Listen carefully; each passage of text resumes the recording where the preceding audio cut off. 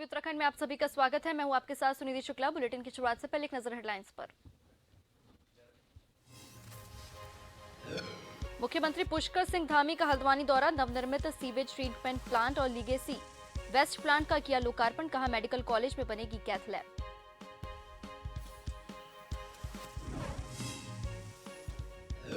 प्रदेश पटवारी समेत अन्य परीक्षाओं में हो रही धांधली, कांग्रेस ने बीजेपी पर लगाए गंभीर आरोप। कहा अधिकारियों को मिलीभगत के चलते परीक्षा नहीं होनी चाहिए।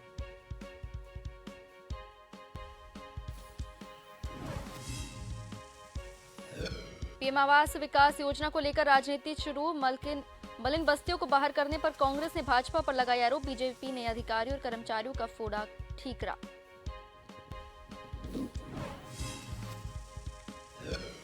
नहीं थम रहा जोशीमठ में भूदसाव, करीब 10 किलोमीटर की दूरी तक पहुंचने लगी मोटी मोटी दरारें। राज्य के औद्योगिक प्रशिक्षण संस्थान में भी दिखने लगा खतरा।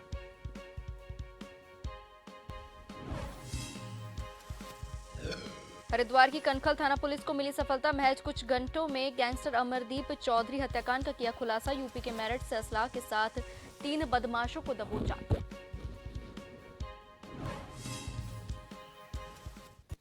अब खबरें विस्तार से। मुख्यमंत्री पुष्कर सिंह धामी ने मंगलवार को हल्द्वानी में नवनिर्मित सीवेज ट्रीटमेंट प्लांट और लीगेसी वेस्ट प्लांट का लोकार्पण किया। इस दौरान उन्होंने कई घोषणाएं भी की। सीएम पुष्कर सिंह धामी ने घोषणा की कि हल्द्वानी के मेडिकल कॉलेज में कैथ लैब बनेगी। हल्द्वानी में नशा मुक्ति केंद्र खोला जाएगा। गोलापार में प्रस्तावित चिड़ियाघर को आर्थिक सहयोग दिया जाएगा।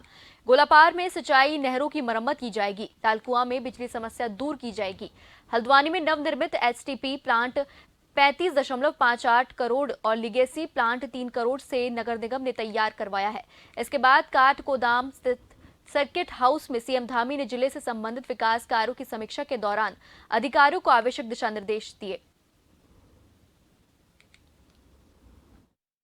ये माननीय प्रधानमंत्री आदरणीय मोदी जी के नेतृत्व में पूरे देश के अंदर जिस प्रकार से आज सभी शहरों को स्वच्छ बनाया जा रहा है, निर्मल गंगा का अभियान पूरे देश के अंदर चल रहा है, जिसमें गंगा और गंगा की जितनी भी सहायक नदियां हैं उन सभी को स्वच्छ रूप में आगे बढ़ाया जाए, आगे भेजा जाए। हल्द्वानी शहर में अमृत योजना के अंतर्गत आज इस सीवरेज प्लांट का जो लोकार्पण हुआ है, इससे निश्चित रूप से हल्द्वानी शहर के स्वच्छता में, यहाँ के पर्यावरण की दृष्टि से, यहाँ की सुविधा की दृष्टि से और विकास की दृष्टि से एक मील का पत्थर साबित होगा। और हमारा जो हल्द्वानी प्रमुख शहर है, उस शहर को ये योजना मिलने से कहीं ना कहीं मैं समझता हूँ कि पूरे उत्तराखंड के अंदर भी जो आगे का अभियान है हम लोग इसी रूप में आगे बढ़ाएंगे। इस शुभ अवसर पर माननीय मुख्यमंत्री श्रीमान पुष्कर सिंह धामी जी और माननीय प्रधानमंत्री श्रीमान नरेंद्र मोदी जी को बहुत बहुत धन्यवाद देता हूँ कि आज उन्होंने हल्द्वानी शहर को एक संपूर्णता दिलाने में बहुत बड़ा कदम उठाया है। आज हल्द्वानी एक कदम स्वच्छता की तरफ और बढ़ा है और मैं आपको विश्वास दिलाता हूं कि ये दोनों संयंत्र लगने के पश्चात हल्द्वानी आने वाले समय में स्वच्छ भारत मिशन में और अच्छी प्रगति करेगा। प्रदेश में प्रथम स्थान के लिए हम लोग लगे हुए हैं। कोटद्वार में अपराध व नशे पर अंकुश लगाने के लिए पुलिस लगातार अभियान चला रही है। बढ़ते नशे को लेकर पुलिस ने नशा मुक्ति जन कार्यक्रम का आयोजन किया, जिसमें मनोवैज्ञानिक डॉक्टर को बुलाया गया, जिनके द्वारा बच्चों को नशे से होने वाले दुष्प्रभाव के बारे में जानकारी दी और नशे से दूर रहने की सलाह दी गई। कार्यक्रम में उन बच्चों ने भी अपनी प्रेजेंटेशन दी जो कभी नशे की जद में हुआ करते थे और आज वह नशा मुक्त हो गए हैं।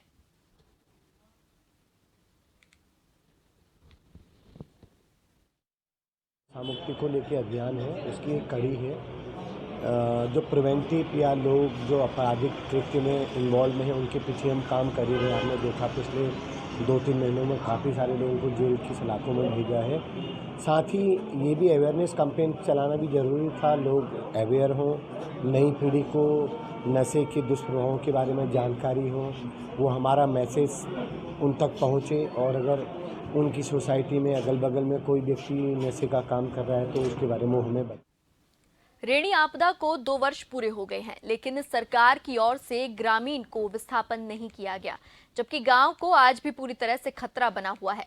तरह तरह के आरोप और प्रत्यारोप लगा रहे हैं। ग्राम प्रधान भवान सिंह राणा ने बताया कि हमारे गांव से कुछ दूरी पर जुआग्वाड़ गांव है, जहां आज तक सरकार ने पुल जैसी सुविधा नहीं पहुंचाई है, जबकि गांव तक जाने वाला पुल भी उसी आपदा की भेंट चढ़ गया था। लेकिन आज तक गांव के लोग ट्रॉली के सहारे और अपने गंतव्य तक पहुंच रहे हैं।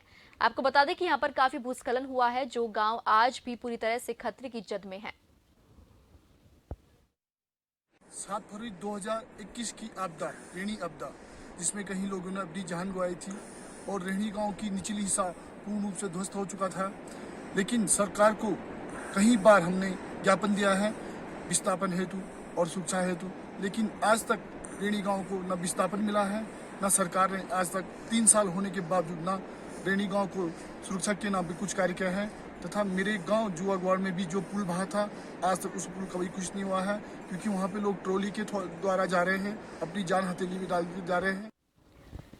उत्तराखंड के फर्जी डॉक्टर मामले में mastermind Baba group of college के संचालक इमलाक की गिरफ्तारी के बाद इस मामले में बड़ा खुलासा हुआ है। पुलिस की पूछताछ में इमलाक ने 1200 फर्जी डॉक्टर्स का खुलासा किया, जो देश के अलग अलग राज्यों में प्रैक्टिस कर रहे हैं। जबकि इस मामले में पुलिस ने एक और गिरफ्तारी की है, जिसके साथ ही अब तक 12 लोगों की गिरफ्तारी की जा चुकी है।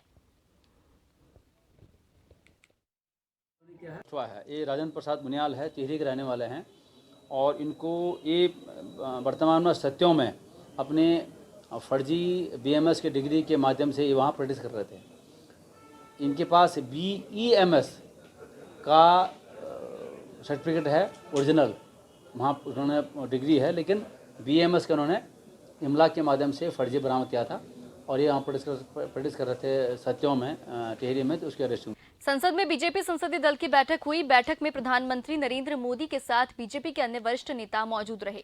इस दौरान आगामी सदन की कार्रवाई को लेकर रूपरेखा तैयार की गई। इससे पहले प्रधानमंत्री नरेंद्र मोदी भाजपा संसदीय दल की बैठक के लिए संसद पहुंचे। वहीं भाजपा के राष्ट्रीय अध्यक्ष JP नड्डा, केंद्रीय मंत्री प्रहलाद जोशी और अर्जुन राम मेघवाल समेत भाजपा के सांसद संसदीय दल की बैठक में शामिल होने के लिए पहुंचे।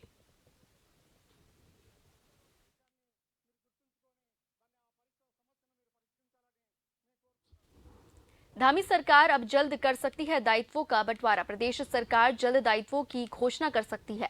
शासन ने सभी विभागों को उनके अधीन आयोगों, निगमों और वार्डों समितियों में अध्यक्ष, उपाध्यक्ष, सलाहकार, अन्य दायित्व और महानुभावों के खाली पदों के बारे में 3 दिन के भीतर ब्यौरा तलब किया गया है।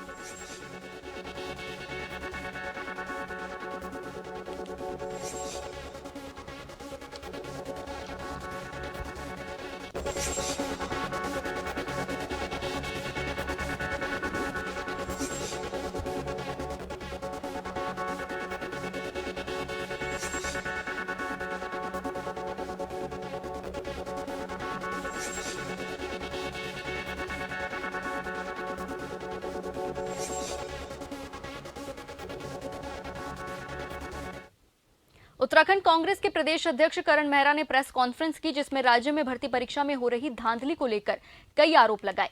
मेहरा ने कहा कि राज्य में सरकार को फिलहाल कोई भर्ती परीक्षा नहीं करानी चाहिए।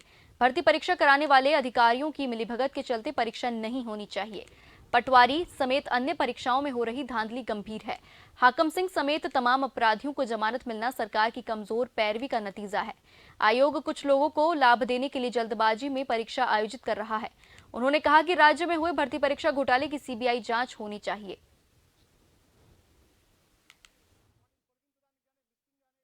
इस समय सोमवार को चलना चाहिए, क्योंकि पिछले 6 साल से मैं भी 5 साल तक लगातार इस बात को सदन में उठाते रहा कि सोमवार को सदन चलना चाहिए, क्योंकि आदरणीय मुख्यमंत्री से संबंधित विभाग सोमवार के दिन उठाए जाते हैं और पिछले 6 साल में सोमवार के दिन सदन नहीं चला। केवल उस दिन सदन सोमवार को बुलाया जाता है जिस दिन कंडोलेंस होती है, ताकि कंडोलेंस के बाद प्रश्नकाल न चल सके।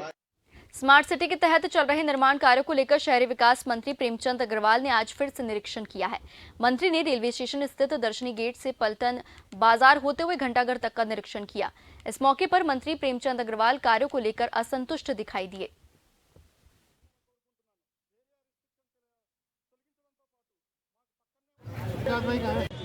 दर्शनी गेट से पलटन बाजार होते हुए घंटाघर का जो अभी तक कार्य किए गए हैं उसका निरीक्षण किया।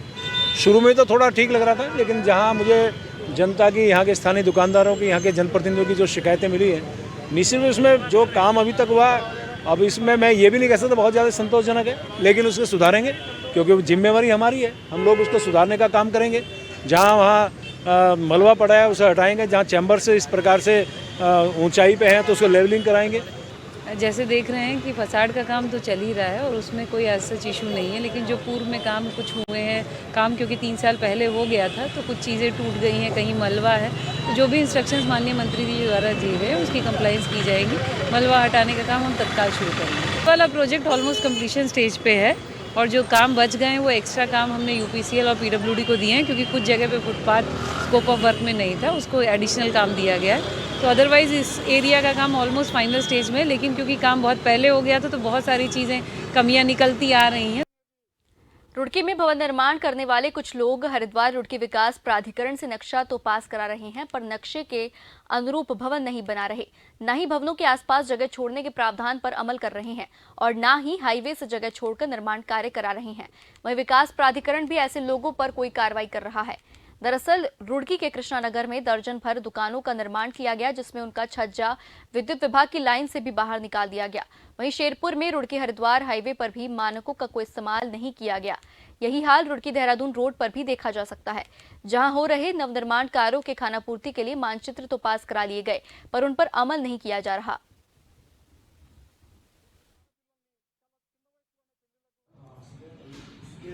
मानचित्र पास है हमारे, जो शेरपुर एरिया में जो भी मानचित्र है सारे लगभग पास है। अब पर्टिकुलर निर्माण में आप कह रहे हो कि मानचित्र अधिकारी ने देखा होगा, जेई ने जो है, फिर भी मैं विस्तृत जांच करूंगा। बट इसका जो मेरे को पूरे नॉलेज में है कि जो बाईपास हो, चाहे ये मेन कोर कॉलेज तक जो भी हमारी जो ये इंटर रोड होती है, इसमें मोस्ट हमारे अधिकतर हमारे नक्शे मोस्टली जाए 90% पास है। सर ठीक है, रहमतपुर का मामला है तो इसके लिए मैं तो विस्तृत जरा थोड़ा समय देना पड़ेगा, मुझको देखना पड़ेगा, लेकिन हमारे नोटिस सारे रेज हैं। कृष्णानगर में आपने जो है कल ही मेरे को दिया, तो मैंने आज ही स्थलीय निरीक्षण किया, अभी स्थलीय निरीक्षण की रिपोर्ट। जिन गरीब लोगों के लिए प्रधानमंत्री नरेंद्र मोदी ने आवास विकास योजना लाई थी, वह 11 लाख के करीब लोग उत्तराखंड राज्य में इस योजना से अछूते ही रहे। इसका कारण सिर्फ और सिर्फ लचर सरकारी सिस्टम है।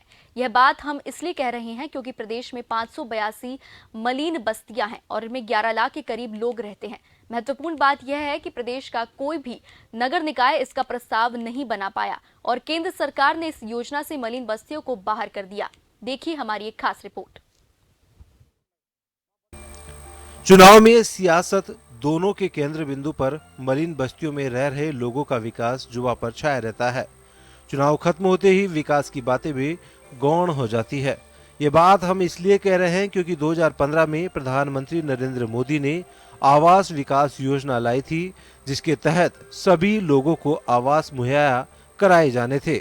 इस योजना से राज्य के करीब 11 लाख लोग इसलिए अछूते रह गए। प्रदेश का कोई भी नगर निकाय प्रस्ताव नहीं भेज सका। नतीजतन केंद्र सरकार ने इस योजना से मलिन बस्तियों को बाहर कर दिया। कांग्रेस ने इस पर सवाल खड़े किए हैं। कांग्रेस ने कहा कि जिन लोगों के लिए यह योजना बनाई गई उन्हें लाभ मिला ही नहीं और न ही राज्य सरकार ने इसको लेकर कोई पैरवी की। 2015 में जो है प्रधानमंत्री आवास योजना जो है खासतौर से मलिन बस्तियों के परिप्रेक्ष्य में मैं कहना चाहूँगा लॉन्च हुई, लेकिन जो स्थिति है वो बहुत ही दयनीय स्थिति है। जिनको आवास मिलना चाहिए था उनको आवास नहीं मिल पाया है। राज्य सरकार इस दिशा में कोई कदम नहीं उठा पाई और डबल इंजन की सरकार पूरी तरीके से विफल साबित हुई। उधर भाजपा ने इस पूरे प्रकरण पर कर्मचारियों और अधिकारियों पर इसका ठीकरा फोड़ा है। प्रदेश प्रवक्ता वीरेंद्र बिष्ट ने कहा है कि अधिकारियों के लचर रवैये से इस योजना का लाभ राज्य की 11 लाख के करीब लोग नहीं ले पाए। सरकार इसका ध्यान रख रही है और ये विषय सरकार संज्ञान में लेगी कि प्रस्ताव आने में देर क्यों हुए हैं। हमारा मकसद यही है कि प्रधानमंत्री आवास विकास का लाभ आम जन तक पहुंचे। प्रधानमंत्री जी की ये बहुत लोकप्रिय योजना है कि लोगों को आवास देना हमारा दृढ़ संकल्प है कि ऐसे गरीब लोग, ऐसे मलिन बस्तियों के लोग जो निर्धन हैं, उनको आवास मिले, तो सरकार पूरा प्रयास कर रही है। इस वर्ष राज्य में निकाय चुनाव होने जा रहे हैं। ऐसे में मलिन बस्तियों को आवास न मिल पाना चुनाव में एक बड़ा मुद्दा बन सकता है। जिन हुक्मरानों के कंधों पर राज्य के गरीब लोगों के विकास की जिम्मेदारी है, वह उसे कतई भी नहीं निभा पा रहे हैं। इसकी पोल यह बात खोलती है कि राज्य के मलिन बस्तियों के लोगों को प्रधानमंत्री आवास विकास योजना का लाभ नहीं मिल पाया। हालांकि चुनावी साल में मलिन बस्तियों का मामला कितना मुखर रहता है, यह आने वाले दिनों में देखने को मिलेगा। ब्यूरो रिपोर्ट, उत्तराखंड, जन टीवी न्यूज। फिलहाल वक्त तो चला एक छोटी सी ब्रेक का, जल्द लौटेंगे, बने रहिए जन टीवी के साथ।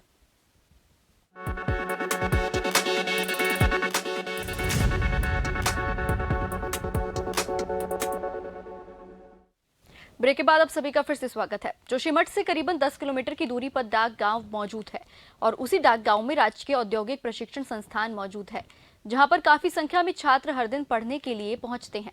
बड़ी बात तो यह है कि जोशीमठ नगर के बाद अब ग्रामीण इलाकों में भी दरार आने का सिलसिला शुरू हो चुका है। वहीं बात करें डाक गांव की, तो यहाँ तो दर्जनों परिवारों के घरों में दरार आने का सिलसिला शुरू हो गया है। डाक गांव में वर्षों पहले राजकीय औद्योगिक प्रशिक्षण संस्थान बनाया गया था, जहां आए दिन जोशीमठ नगर के साथ साथ अन्य ग्रामीण इलाकों के बच्चे पढ़ने के लिए पहुंचते हैं। आपको बता दें कि यहां पर छात्रों के लिए सभी प्रकार की सुविधाएं उपलब्ध हैं, लेकिन अब राजकीय औद्योगिक प्रशिक्षण विद्यालय में भी दरार आने का सिलसिला शुरू हो गया है। यहां चारों तरफ मोटी मोटी दरारें देखने को मिल रही हैं।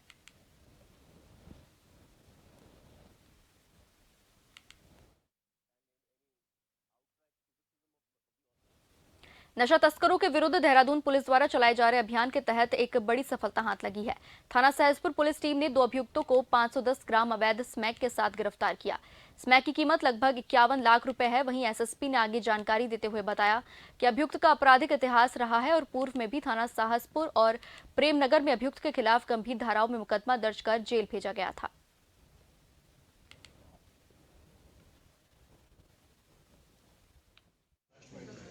एक दंपति पकड़े गए हैं। ये अशरफ और शाबदा, ये मिर्ज़ापुर सहारनपुर के रहने वाले हैं।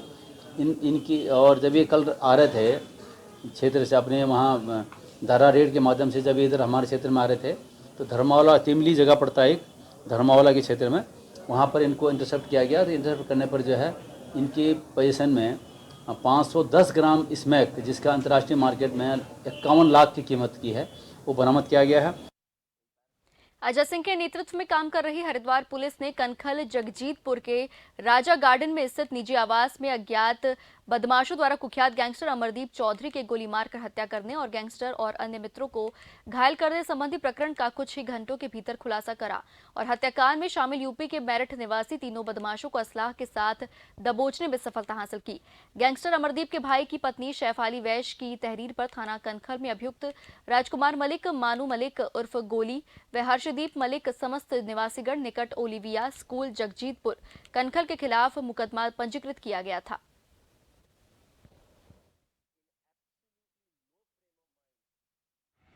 कनखल थाना क्षेत्र में अमरदीप चौधरी की गोली मारकर हत्या हो गई थी। इस संबंध में एफआईआर पंजीकृत होने के बाद जो है इसमें टीमों को लगाया गया था। 3 नाम जो प्रकाश में नामजद आए थे, उनकी तलाश की जा रही थी। आज उनको तीनों लोग को, जो अभियुक्त है राजकुमार, उसके 2 बेटों को गिरफ्तार कर लिया गया। उनसे हत्या में प्रयुक्त असला भी बरामद कर लिया गया। एक असला मौके पर भी बरामद हुआ था, जिसकी नियमानुसार जो कार्रवाई की गई है। साथ ही साथ अभियुक्तों से पूछताछ भी की गई है।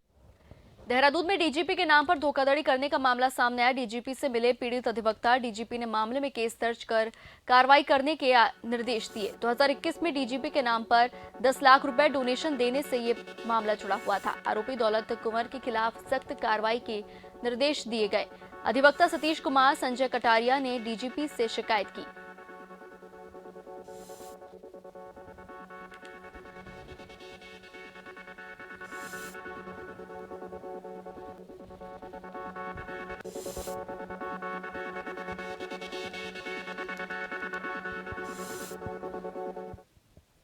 देहरादून की जिलाधिकारी सोनिका ने बताया कि एमडीडीए ने जो भी नक्शे पास करता है वह पार्किंग के साथ ही पास करता है। कमर्शियल जो भी एरिया है और एडिशनल पार्किंग, चाहे वह नगर निगम की हो या एमडीडीए की हो या प्राइवेट पार्किंग, उन्होंने बताया कि जो मुख्य समस्या है वह यह है कि पार्किंग के अंदर पार्किंग हो रही है या नहीं हो रही। उसके लिए भी एमडीडीए भी अपनी तरफ से कोशिश कर रहा है, जिससे अधिकतम लोग अपना वाहन पार्किंग के अंदर ही पार्क करें।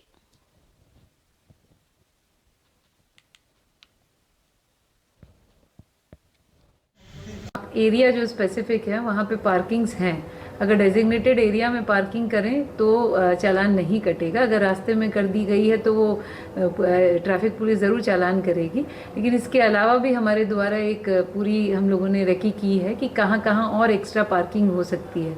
और इसी बीच एक और अभियान चलाया गया था जिसमें जो प्राइवेट प्लॉट्स हैं, अगर कोई ओनर देना चाहता है तो वो सामने आ सकता है। हम वहाँ पे भी पार्किंग की व्यवस्था चालू कर देंगे। अब राजधानी दून की ट्रैफिक पुलिस ऐसे नाबालिग छात्रों की धरपकड़ को लेकर अभियान चला रही है। पिछले दिनों भी इसी तरह के अभियान चलाए गए थे। देहरादून के ट्रैफिक एसपी अक्षय कोंडे ने कहा कि जब जन जागरूकता अभियान चलाने के बावजूद भी बहुत से अभिभावक अपने बच्चों को कम उम्र में ही वाहन चलाने के लिए दे देते हैं, जिससे वाहन दुर्घटनाओं की संख्या बढ़ती है। हालांकि अभियान के तहत जितने भी नाबालिग छात्रों को दुपहिया वाहनों के साथ पकड़ा गया है, उनके चालान काटे गए और उनके परिजनों को भी मौके पर बुलाकर ट्रैफिक पुलिस ने समझाने का प्रयास किया। आज हमने एक ऑपरेशन मॉर्निंग स्टॉर्म चलाया जिसमें अलग अलग पॉइंट्स पे कुछ सरप्राइजिंग पॉइंट्स पे ड्यूटियाँ लगाई गई और चालान किए गए। इसमें लगभग 80 चालान किए। उसमें 27 बाइक्स थी जो नाबालिग बच्चों पे थी, स्कूल ड्रेस में बच्चे स्कूल जा रहे थे, उनसे रिलेटेड थी। वो सारे वाहन सीज किए गए। उन सब पे 25,000 रुपये तक का मुकदमा लगा, 25,000 रुपये तक का जुर्माना लगा है और वो सारे चालान अभी माननीय कोर्ट में भी प्रेषित किए गए। हरिद्वार के पूर्णानंद तिवारी लॉ कॉलेज में सोमवार को एक अलग ही नजारा देखने को मिला है। दरअसल यहां एक एलएलबी 5वें सेमेस्टर की सीपीसी के पेपर की परीक्षा के दौरान एक छात्र दूल्हे की ड्रेस में परीक्षा देने पहुंचा। वहीं 12 बजे शुरू हुई परीक्षा में छात्र दूल्हे की ड्रेस में परीक्षा भवन में बैठा और इस दौरान उसकी पत्नी सिद्धि बाहर परिवार वालों के साथ गाड़ी में दूल्हे का इंतजार करती रही। दरअसल यह दूल्हा गाजीवाली श्यामपुर कांगड़ी का रहने वाला बताया गया है। इसका विवाह बीती रात ही हिसार हरियाणा में हुआ था। एक्चुअली क्या था, वहाँ से शादी का जो प्रोग्राम था वो 2 डेज का था। आज की डेट में मेरा एग्ज़ाम भी निकल गया था, तो वहाँ से आते हुए हमें लेट हो जाता। तो जो अब और जो रीति रिवाज हैं वो अब जाके करेंगे एग्ज़ाम देने के बाद, तो इस वजह से यहाँ पर ऐसे ही आना हो गया। कहाँ के रहने वाले हैं आप? कहाँ पे शादी हुई थी? मैं हरियाणा हिसार में शादी हुई है और यहाँ गाजीवाली से आया हूँ। तो चलिए जाने से पहले एक नजर हेडलाइंस पर। मुख्यमंत्री पुष्कर सिंह धामी का हल्द्वानी दौरा, नवनिर्मित सीवेज ट्रीटमेंट प्लांट और लीगेसी वेस्ट प्लांट का किया लोकार्पण। कहा मेडिकल कॉलेज में बनेगी कैथ लैब।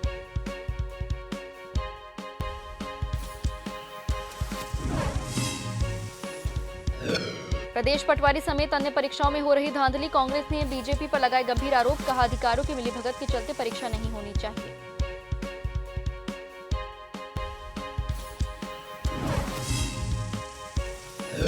पीएम आवास विकास योजना को लेकर राजनीति शुरू, मलिन बस्तियों को बाहर करने पर कांग्रेस ने भाजपा पर लगाए आरोप। बीजेपी ने अधिकारियों और कर्मचारियों का फोड़ा ठीकरा।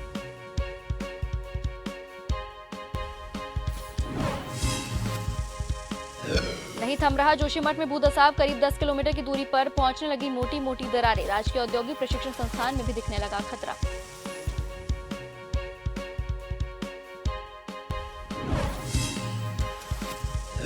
हरिद्वार की कनखल थाना पुलिस को मिली सफलता, महज कुछ घंटों में गैंगस्टर अमरदीप चौधरी हत्याकांड का किया खुलासा। यूपी के मेरठ से असलाह के साथ 3 बदमाशों को दबोचा।